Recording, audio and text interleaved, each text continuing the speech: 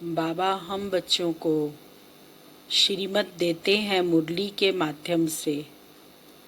बाबा कहते बच्चे, ये श्रीमत तुमको श्रेष्ठ बनाने वाली है, इसीलिए कभी भी इस श्रीमत को भूलो मत।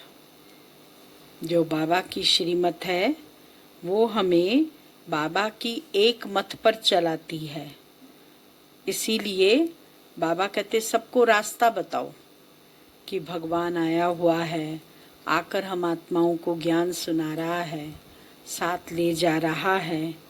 इसी जितना हम दूसरों को ज्ञान सुनाएंगे उतना अपना पुण्य का खाता बढ़ाते जाएंगे। 7 तारीख की वाणी है। मीठे बच्चे, श्रीमत ही तुमको श्रेष्ठ बनाने वाली है, इसीलिए श्रीमत को भूलो मत। अपनी मत को छोड़ एक बाप की मत पर चलो। प्रश्न है, पुण्य आत्मा बनने की युक्ति क्या है?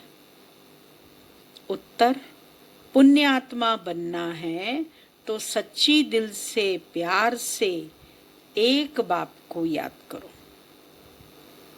कर्म इंद्रियों से कोई भी विकर्म न करो। सबको रास्ता बताओ। अपनी दिल से पूछो, यह पुण्य हम कितना करते हैं? अपनी चेकिंग करो। ऐसा कोई कर्म न हो जिसकी 100 गुना सजा खानी पड़े। तो चेकिंग करने से पुण्यात्मा बन जाएंगे। ओम शांति।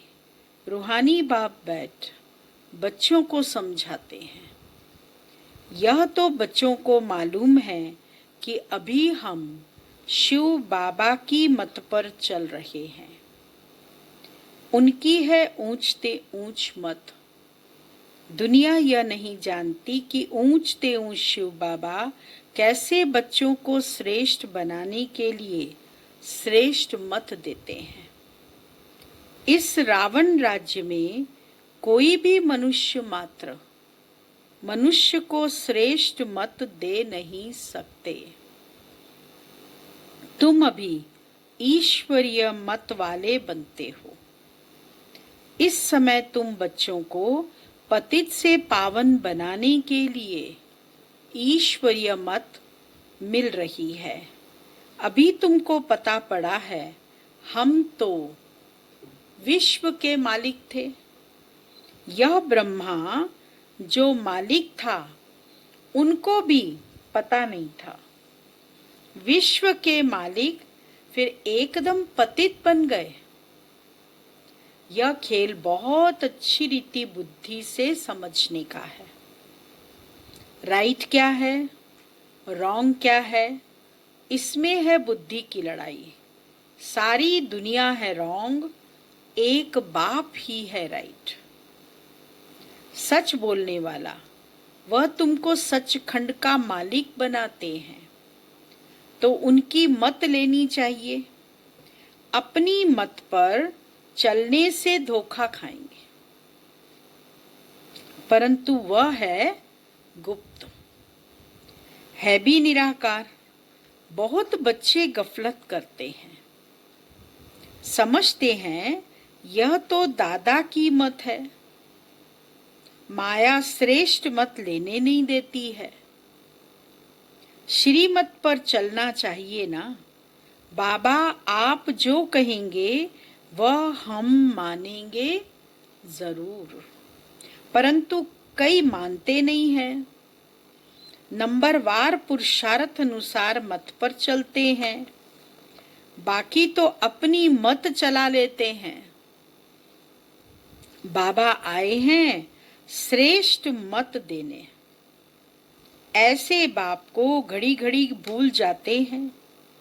माया मत लेने नहीं देती। श्रीमत तो बहुत सहज है ना। दुनिया में कोई को यह समझ नहीं कि हम तमो प्रधान हैं। मेरी मत तो मशहूर है। श्रीमत भगवत गीता। भगवान अभी कहते हैं मैं 5000 वर्ष बाद आता हूं। आकर भारत को श्रीमते श्रेष्ठ से श्रेष्ठ बनाता हूँ। बाप तो सावधान करते हैं, बच्चे श्रीमत पर नहीं चलते। बाप रोज रोज समझाते रहते हैं, बच्चों श्रीमत पर चलना भूलो मत। इनकी तो बात ही नहीं, उनकी बात समझो। वही इन द्वारा मत देते हैं, वही समझाते हैं। खान पान खाते नहीं, कहते हैं मैं अभोक्ता हूँ। तुम बच्चों को श्रीमत देता हूँ। नंबर 1 मत देते हैं, मुझे याद करो। कोई भी विकर्म नहीं करो। अपनी दिल से पूछो कितना पाप किया है। यह तो जानते हो सबका पापों का घड़ा भरा हुआ है। इस समय सभी रॉन्ग रास्ते पर हैं। तुम्हें अभी बाप द्वारा राइट रास्ता मिलता है। तुम्हारी बुद्धि में सारा ज्ञान है। गीता में जो ज्ञान होना चाहिए वह है नहीं। वह कोई बाप की बनाई हुई नहीं। यह भी भक्ति मार्ग में नूंद है। कहते भी हैं भगवान आकर भक्ति का फल देते हैं। बच्चों को समझाया है ज्ञान से सद्गति। सद्गति भी सबकी होती है, दुर्गति भी सबकी होती है। यह तो दुनिया ही तमो प्रधान है, सतो प्रधान कोई है नहीं। पुनर्जन्म लेते लेते अब पिछाड़ी आकर हुई है। अब मौत सबके सिर पर खड़ा है। भारत की ही बात है। गीता भी है देवी देवता धर्म का शास्त्र। तो तुम्हें दूसरे कोई धर्म में जाने से क्या फायदा। हर एक अपनी अपनी कुरान बाइबल आदि ही पढ़ते हैं, अपने धर्म को जानते हैं। एक भारतवासी ही अन्य सब धर्मों में चले जाते हैं और सब अपने अपने धर्म में पक्के हैं। हर एक धर्म वाले की शक्ल आदि अलग है।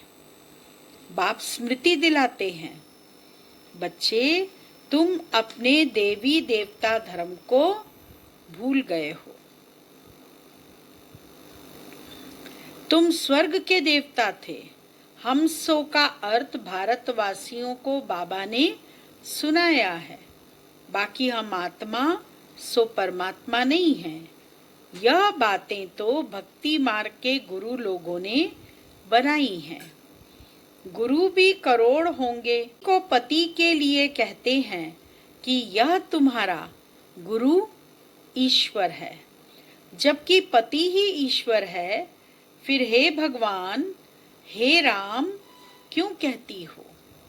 मनुष्यों की बुद्धि बिल्कुल ही पत्थर बन गई है। वह खुद भी कहते तुम भी ऐसे थे। कहाँ बैकुंठ का मालिक श्री कृष्ण, कहाँ फिर उनको गांव का छोरा कह दिया। श्याम सुंदर कहते हैं, अर्थ थोड़े ही समझते हैं। अभी बाप ने तुमको समझाया है जो नंबर 1 सुंदर वही नंबर लास्ट तमो प्रधान श्याम बना है। तुम समझते हो हम सुंदर थे फिर श्याम बने हैं। 84 का चक्कर लगाए। अभी श्याम से सुंदर बनने के लिए बाप एक ही दवाई देते हैं कि मुझे याद करो। तुम्हारी आत्मा पतित से पावन बन जाएगी। तुम्हारे जन्म जन्मांतर के पाप नाश हो जाएंगे। तुम जानते हो जब से रावण आया है तुम गिरते गिरते पाप आत्मा बने हो। यह है ही पाप आत्माओं की दुनिया। एक भी सुंदर नहीं। बाप बिगर सुंदर कोई बना ना सके। तुम आए हो स्वर्गवासी सुंदर बनने। अभी नरकवासी शाम हैं क्योंकि काम चिता पर चढ़ काले बने हैं। बाप कहते हैं काम महाशत्रु है। इस पर जो जीत पाएंगे वह जगत जीत बनेंगे। नंबर 1 है काम, उनको ही पतित कहा जाता है। क्रोधी को पतित नहीं कहेंगे, बुलाते भी हैं कि आकर पतित से पावन बनाओ। तो अब बाप आए हैं, कहते हैं ये अंतिम जन्म पावन बनो। जैसे रात के बाद दिन, दिन के बाद रात होती है, वैसे संगम युग के बाद फिर सत्युग आना है, चक्र फिरना है। बाकी और कोई आकाश में अथवा पाताल में दुनिया नहीं है। सृष्टि तो यही है, सत्युग त्रेता यहाँ ही है, झाड़ भी एक ही है और कोई हो नहीं सकता। यह सब गपोड़े हैं जो कहते हैं अनेक दुनिया है। बाप कहते हैं यह सब है भक्ति मार्ग की बातें। अब बाप सत्य बात सुनाते हैं। अब अपने अंदर देखो, हम कहाँ तक श्रीमत पर चल सतो प्रधान अथवा पुण्यात्मा बन रहे हैं। सतो प्रधान को पुण्यात्मा और तमो प्रधान को पापात्मा कहा जाता है। विकार में जाना पाप है। बाप कहते हैं अब पवित्र बनो, मेरे बने हो तो मेरी श्रीमत पर चलना है। मुख्य बात है कोई पाप नहीं करो। नंबर 1 पाप है विकार में जाना। फिर और भी पाप बहुत होते हैं। चोरी, चकारी, ठगी आदि बहुत करते हैं। फिर बहुतों को गवर्नमेंट पकड़ती भी है। अब बाप बच्चों को कहते हैं तुम अपने दिल से पूछो, हम कोई पाप तो नहीं करते हैं। ऐसे मत समझो हमने चोरी की व रिश्वत खाई तो यह बाबा तो जानी जाननहार है, सब जानते हैं। नहीं, जानी जाननहार का अर्थ कोई यह नहीं है। अच्छा, कोई ने चोरी की, बाप जानेंगे, फिर क्या? जो चोरी की उसका दंड 100 गुना हो ही जाएगा। बहुत बहुत सजा खाएंगे, पद भी भ्रष्ट हो जाएगा। बाप समझाते हैं ऐसे अगर काम करेंगे तो दंड भोगना पड़ेगा। कोई ईश्वर का बच्चा बनकर फिर चोरी करता, शिव बाबा जिससे इतना वर्षा मिलता है उनके भंडारे से चोरी करता, यह तो बहुत बड़ा पाप है। कोई कोई में चोरी की आदत होती है, उनको जेल बर्ड कहा जाता है। यह है ईश्वर का घर। सब कुछ ईश्वर का है ना। ईश्वर के घर में आते हैं बाप से वर्षा लेने, परंतु कोई कोई की आदत हो जाती है, उसकी सजा 100 गुना बन जाती है। सजाएं भी बहुत मिलेंगी और फिर जन्म बाई जन्म डर्टी घर में जाए जन्म लेंगे। हिसाब किताब क्या होगा? चोरी करेंगे तो उसकी बहुत सजा मिलेगी। सजा तो मिलेगी, पर इसके साथ साथ खराब गिरे हुए घर में जाके जन्म लेंगे, तो अपना ही नुकसान किया ना। ऐसे बहुत हैं जो याद में बिल्कुल नहीं रहते, सुनते कुछ नहीं, बुद्धि में चोरी आदि के ही ख्यालात चलते रहते हैं। ऐसे बहुत सत्संग में जाते हैं, चप्पल चोरी कर लेते हैं, उनका धंधा ही ये रहता है। जहां सत्संग होता वहां जाकर चप्पल चोरी कर आएंगे। दुनिया बिल्कुल ही डर्टी है। यह है ईश्वर का घर। चोरी की आदत तो बहुत खराब है। कहा जाता है कख का चोर सो लख का चोर। अपने अंदर से पूछना चाहिए, हम कितनी पुण्य आत्मा बने हैं। 1 रुपए की चोरी की तो 1,00,000 रुपए की चोरी कहलाएगी। इसीलिए कहा जाता है कख का चोर सो लख का चोर। कितना बाप को याद करते हैं, कितना हम सुदर्शन चक्रधारी बनते हैं, कितना समय ईश्वरीय सर्विस में रहते हैं, कितने पाप करते जा रहे हैं। अपना पोता मेल रोज देखो, रोज पोता मेल चेक करो सोने से पहले। कितना पुण्य किया, कितना योग में रहा, कितनों को रास्ता बताया। धंधा आदि तो भल करो, तुम कर्मयोगी हो। कर्म तो भल करो, बाबा यह बैजेस बनाते रहते हैं।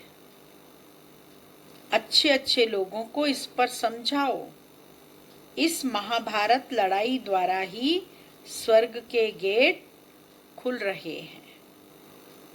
कृष्ण के चित्र में नीचे लिखत बड़ी फर्स्ट क्लास है, परंतु बच्चे अभी इतना विशाल बुद्धि नहीं हुए हैं।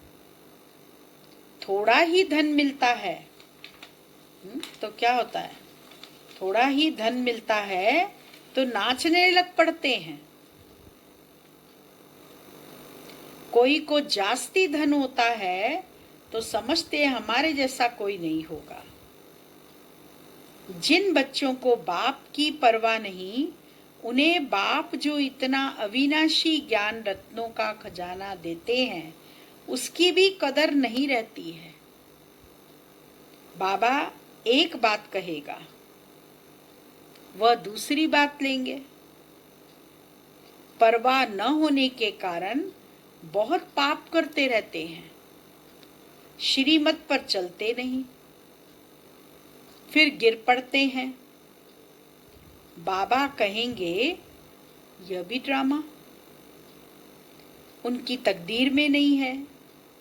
बाबा तो जानता है ना, बहुत पाप करते हैं। अगर निश्चय हो कि बाप हमको पढ़ाते हैं तो खुशी रहनी चाहिए। तुम जानते हो हम भविष्य नई दुनिया में प्रिंस प्रिंसेस बनेंगे, तो कितना खुशी रहनी चाहिए।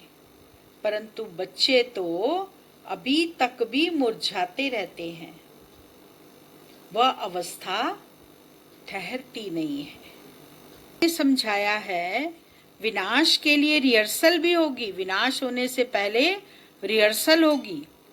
और रिहर्सल में क्या होगा, नेचुरल क्लैमिटीज होंगी, भारत को कमजोर करते जाएंगे। बाप खुद कहते हैं यह सब होना ही है, नहीं तो विनाश कैसे होगा। बर्फ की बरसात पड़ेगी, बर्फ की बरसात पड़ेगी, फिर खेती आदि का क्या हाल होगा, फिर खेती का क्या हाल होगा। लाखों मरते रहते हैं, कोई बतलाते थोड़े हैं। तो बाप मुख्य बात समझाते हैं कि ऐसे अपने अंदर जांच करो। मैं कितना बाप को याद करता हूँ। बाबा आप तो बड़े मीठे हो, कमाल है आपकी, आपका फरमान है मुझे याद करो तो 21 जन्मों के लिए कभी रोगी नहीं बनेंगे। अपने को आत्मा समझ बाप को याद करो तो मैं गारंटी करता हूँ सन्मुख बाप तुमको कहते हैं, तुम फिर औरों को सुनाते हो। बाप कहते हैं मुझ बाप को याद करो, बहुत प्यार करो। तुमको कितना सहज रास्ता बताता हूँ पतित से पावन होने का। कोई कहते हैं हम तो बहुत पाप आत्मा हैं। अच्छा फिर ऐसे पाप नहीं करो। मुझे याद करते रहो तो जन्म जन्मांतर के जो पाप हैं वह इस याद से भस्म होते जाएंगे। युक्ति बताई बाबा ने कितनी अच्छी कि बाबा को याद करते रहो तो जन्म जन्मांतर के पाप भस्म हो जाएंगे। याद की ही मुख्य बात है। इसको कहा जाता है सहज याद। योग अक्षर भी निकाल दो। सन्यासियों के हठ योग तो किस्म किस्म के हैं, अनेक प्रकार से सिखलाते हैं। इस बाबा ने गुरु तो बहुत किए हैं ना। अभी बेहद का बाप कहते हैं इन सब को छोड़ो, इन सब का भी मुझे उद्धार करना है और कोई की ताकत नहीं जो ऐसे कह सके। बाप ने ही कहा है मैं इन साधुओं का भी उद्धार करता हूँ, फिर यह गुरु कैसे बन सकते। तो मूल एक बात बाबा समझाते हैं, अपनी दिल से पूछो, हम कोई पाप तो नहीं करते हैं, किसको दुख तो नहीं देते हैं, इसमें कोई तकलीफ नहीं। अंदर जांच करनी चाहिए, सारे दिन में कितना पाप किया, कितना याद किया। याद से ही पाप भस्म होंगे। कोशिश करनी चाहिए, यह बहुत मेहनत का काम है। ज्ञान देने वाला एक ही बाप है। बाप ही मुक्ति, जीवन मुक्ति का रास्ता बतलाते हैं। अच्छा, मीठे मीठे सिक्किलदे बच्चों प्रति माता पिता बाप दादा का याद प्यार और गुड मॉर्निंग। रूहानी बाप की रूहानी बच्चों को नमस्ते और रूहानी बच्चों की रूहानी बाबा को याद प्यार, गुड मॉर्निंग, नमस्ते। मुख्य सार, पहला पॉइंट, बाप जो अविनाशी ज्ञान रत्नों का खजाना देते हैं उसका कदर करना है। बेपरवाह बन पाप कर्म नहीं करने हैं। अगर निश्चय है भगवान हमको पढ़ाते हैं तो अपार खुशी में रहना है। दूसरा पॉइंट, ईश्वर के घर में कभी चोरी आदि करने का ख्याल न आए। यह आदत बहुत गंदी है। कहा जाता कख का चोर सो लख का चोर। अपने अंदर से पूछना है हम कितना पुण्यात्मा बने हैं। वरदान, पुरुषार्थ और सेवा में विधि पूर्वक वृद्धि को प्राप्त करने वाले तीव्र पुरुषार्थी भव। ब्राह्मण अर्थात विधि पूर्वक जीवन। कोई भी कार्य सफल तब होता है जब विधि से किया जाता है। अगर किसी भी बात में स्वयं के पुरुषार्थ या सेवा में वृद्धि नहीं होती है तो जरूर कोई विधि की कमी है। इसीलिए चेक करो कि अमृत वेले से रात तक मनसा वाचा कर्मणा व संपर्क विधि पूर्वक रहा, अर्थात वृद्धि हुई। अगर नहीं तो कारण को सोचकर निवारण करो, फिर दिल शिकस्त नहीं होंगे। अगर विधि पूर्वक जीवन है तो वृद्धि अवश्य होगी और तीव्र पुरुषार्थी बन जाएंगे। स्लोगन है, स्वच्छता और सत्यता में संपन्न बनना ही सच्ची पवित्रता है। ओम शांति।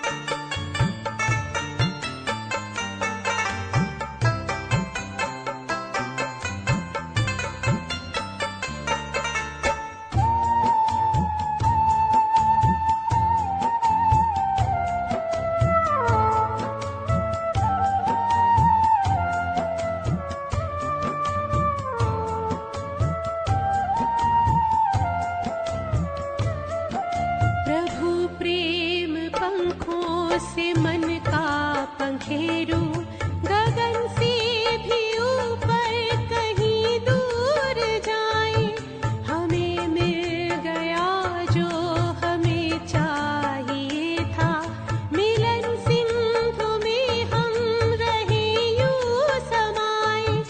कहूँ क्या मैं मुख से मिला कौन है वो, कहूँ क्या मैं मुख से मिला कौन है वो, आँखों से सबको बताया करूँ, बताया करूँ। भ्रिकुटी की कुटी